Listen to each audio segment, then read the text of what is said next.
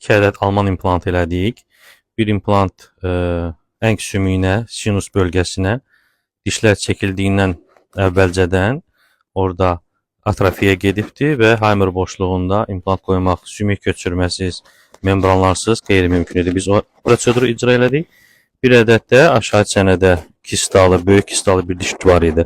O dişi çəkib həmən implant elədik. İstəyirik soruşaq ki, pasiyentimiz... Xeyr doktor, qəti ağrı olmadı. Tam ağrısız.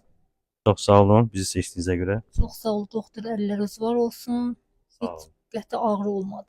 Çox sağ olun, diqqətinizə görə minnətdarıq.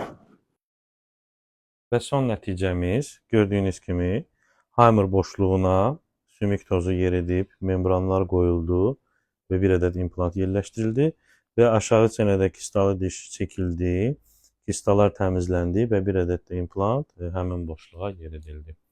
Diqqətinizə görə minnətdarıq.